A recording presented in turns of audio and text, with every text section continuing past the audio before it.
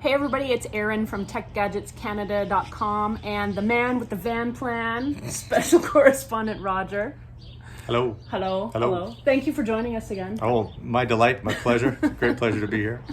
We are here with another update on our camper van conversion, and today is Cabinet Day. Cabinet Day we are very excited about because it's been a long time coming, but it's been a lot of work, mainly for this guy here who can do math and geometry and a bunch of other things that I cannot. So why don't you fill our friends in about the cabinets that we're going to be installing today? Yeah, sure. So we're installing overhead cabinets, and there's a few considerations that we want to keep in mind. And one is that that these are going to be above the bed. They're also going to be above the kitchen counter. And just like in your kitchen, your overhead cabinets are not as deep as your base cabinets, because when you're leaning over the countertop, you don't want to be banging your head into something. So have to keep that in mind. And then the other thing too is that nothing's really square. We want the front, like the bottom front of the overhead cabinet, to be a right angle. Want that to be square. But the opposite corner, if you will, like where it kind of meets the top corner of the van, that's going to be some strange geometry. And that geometry is actually going to change all the way down the length of the van. So what I did is I kind of created a template, right?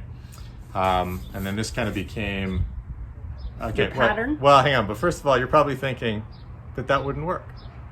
And you're right. I'm still going to tell you my process and the mistakes that I made along the way. But did kind of make this template, and it was supposed to be a pattern, right? Yes. That we could trace out on plywood, cut it with a jigsaw, and then use a flush trim router bit at the router table to make a repeatable, pieces that we needed all the way down the length. And of the these van. pieces were meant to be sort of the, I don't know what you call them, the transition, the braces between the length of the overhead cabinets. Yeah, exactly. So if these were cut into 1/2 inch or 3/4 inch plywood, these would be kind of the sidewall of an overhead cabinet, right? And then we'd have a base, a shelf, and then like face frame it afterwards. But you're kind of, you might be thinking to yourself, well, this part up here is not necessary. Right? All you really need is the bottom piece and then the front piece. And that's true. And so if I were to do it again, I wouldn't do it this way. But the other important thing is to create some reference angles within the van. Now, because you're not going to be parked on a level surface, or not typically anyway, using a level to try and figure out what's square is not going to be as helpful as if you were in a house, right? A newly built house, and you're trying to do all this stuff. So you kind of got to figure out reference points on opposite sides of the vehicle, and then tie string across it at the height that you want the cabinet to be at. And then you can use that string as a reference. So if they're equal heights from the floor, chances are they're equal heights from the ceiling as well. And you can use those as reference points to reference your right angles off of for building these cabinets. So a lot of work goes into the geometry. But if I had a T-shirt that was that had a slogan for van building on it, it would say "Go with the flow." Like you just kind of gotta work with what you figure out along the way. We talked about that in our last video, and these overhead cabinets have definitely been going with the flow. We've been doing some planning, planning and actual work has been happening, which has been great. So we're going to get these overhead cabinets in, and then we're going to start on installing the base cabinets and the bed platform and the puppy box, which is our dog kennel. The other thing that we've got to figure out the timing for is we're going to have to lay some or put down some primer on the floor here. I don't know if you guys can really see it too well. The floor is just really this OSB particle board. Yeah, this is just OSB subfloor. Yeah. Right.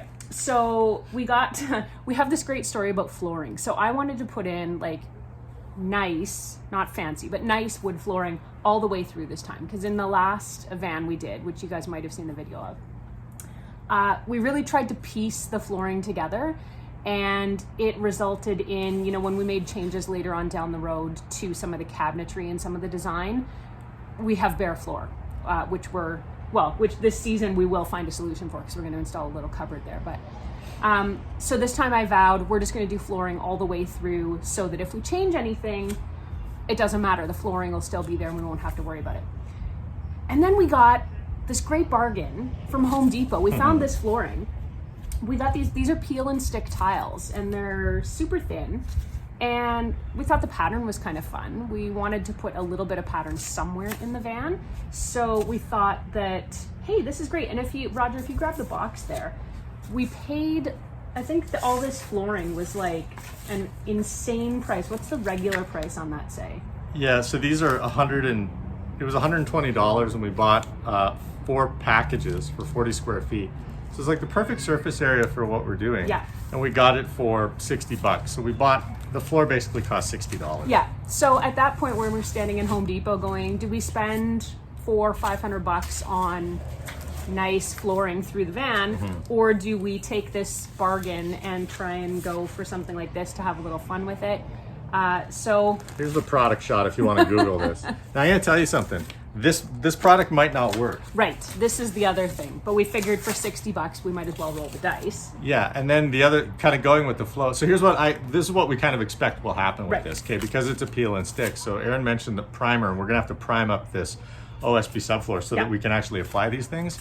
We feel that in extreme heat or cold, the adhesive is gonna fail on these, and then you'll just basically have these really nice, piece of paper. Plastic? Yeah, floating around, right, or whatever it is. But that's okay, because that'll then give us an opportunity to find a more resilient or more durable adhesive that we can then try and we've re-adhere got these. options. Yeah, so we might get a second chance. These might fail, and we might get a second Yeah, chance. you might hear an update about this in a future video where we're like, don't do the bargain flooring thing. Just go with your original plan. But, this was, again, part of our whole go with the flow thing. So, a little bit of a tangent there, but I do have to put down some primer on this floor in order to get those to stick, and how long they stick, we'll find out. We'll see. But that's our plan. And then the other thing that's over there, honey, if you don't mind passing, is the paint samples. So we're kind of going to go with a little bit of a blue and white theme in this van. Our last van was very much everything white, everything pristine. But once we got that flooring, we decided we're going to do the cabinets to sort of match. So all the upper cabinets are just going to be done in the white, and then our base cabinets are going to be in a darker kind of navy-ish blue. So yeah, we'll see what that looks like. I'm excited about it. I think Yeah, it's going to look pretty that's good. gonna look really nice. So we've got quite a bit of work ahead of us this weekend. Some cabinets, some flooring, and maybe we'll stop down there. We'll do a bit of installation, and then we'll circle back with you guys on the flip side. It's been about 2 weeks since our last portion of this video, and it's been that long because I would say we've been horribly derailed. Yeah, we bought a new van. Pretty much. Started from scratch. So the old van that we were doing last time, it's complete, it's out on the road, and it's wonderful. This is a brand new van. It's gonna seem like a brand new van because after we filmed the first part of our video from last week and told you guys about all the stuff we were working on and our great plans, pretty much none of that happened. We talked about the floor. We haven't even gotten to the flooring yet, so no flooring has happened. We were about to install the overhead cabinets, Yeah. and we installed them and then had a terrible realization. Yeah, the cabinets were too big, and Way too big. Yeah, they dropped down too low, right? They were less overhead and more bang your head cabinets. So we decided, okay, well that's cool. We can just kind of redraw these and cut them down a little bit. The actual modification of those cabinets, it wasn't that significant. All it was really was disassembling it, which was just pocket screws. And they're really just three or four pieces of wood. So Yeah, so we only to that point we only had to make cuts to 2 of those pieces of wood. So right. not that big a deal, but I think that a lot of the I don't want to say the psychological issue of it comes with when you've installed something and you thought you were done the task, going back and having to re-examine it and redo it. That's me. That doesn't. I feel like it doesn't bother you. Doesn't bother me at all. It doesn't bother you. I'm like, oh my god, we're gonna have to rip out all of our work and start from scratch, and I don't want to do it, and I did not want to do it, but we did. Mm-hmm. Well, and you rebuilt those cabinets, and they're significantly smaller now in the back to create that extra space for you to be in the bed. But I didn't rebuild them. I modified them. They were already built. They just needed to be modified. Okay, fair enough. Yeah. Fair enough. So we can show you what that looks like, but the other thing that made us realize is, we had the nice white wall board up everywhere in here. And as you can see, there's no more white wallboard. So what happened with the wallboard was we realized that when we started taking the cabinets out and modifying the cabinets, that again, kind of like where we got to with the floor, we had sort of tried to piece things together instead of just doing everything at once. And it was leaving us with these areas where we were going to have to, again in the future, try and piece more things together. So in particular, kind of right behind Roger's head here, our cabinet really only came to about here. So we sort of had this space where we were going to have to figure out, well, what do we cover that with? How do we hide it? How do we make it look good? And we couldn't figure it out. So that led to some more soul searching, and you can come back in the shot now. More soul searching and discussion. And what we realized is that the wallboard is probably not the right solution for this van this time. So out went, I don't know, 60 or 80 bucks worth of wallboard. Collateral damage. But here's what happened though, right? So don't dwell on what you're throwing in the garbage here, because the cool thing about it is that we had just built a fence in our backyard, and that required us to take down the old fence, right? So we had these really nice fence boards with some kind of character to them from being, weathering for 50 years. Mm-hmm. And Erin's idea was to repurpose those and put them up in the van to make them kind of like a feature wall.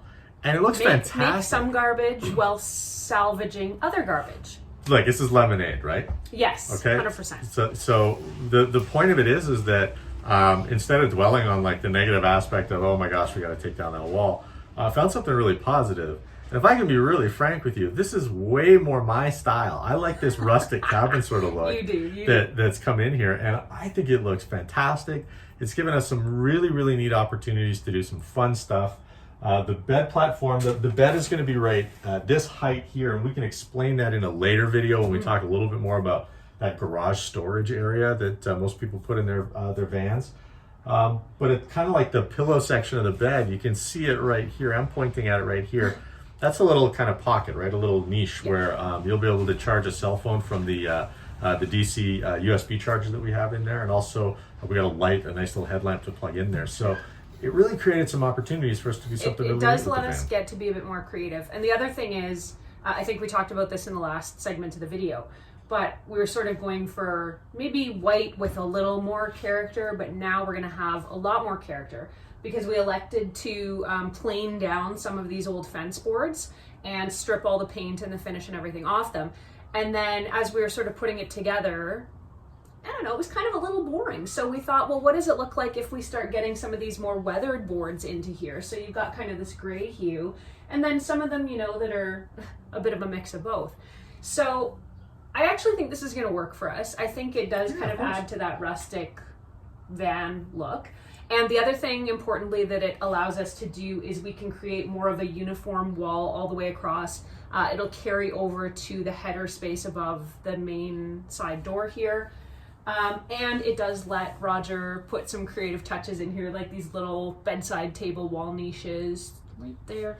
And we're going to do some fun stuff with LED lights too. And we're going to do some fun stuff with LED lights. So yeah, I mean, right now it looks like we've basically just gone backwards and started over, but we've made some really good decisions. Mm-hmm. I'm going to get this wall and finished up today, and then we're going to start on same treatment on the other side of the van. We might keep a little bit of white wallboard on the other side of the van just for sort of that kitchen backsplash kind of clean look. But who knows? By the time we do our next video, that could all have changed as well. Going with the flow. Going with the flow, Roger's favorite thing. So that's where we are at right now. We've still got plenty of work ahead and not a lot of time, but what can we do? So we hope to bring you more updates in our next videos on the LED lights Roger's putting in. Hope to have these walls finished and the cabinets all painted and installed by the time we see you again. And probably the floor, but I don't want to make too many promises. And what else? And maybe get all the cabinets installed. Who knows? I'm not predicting anything.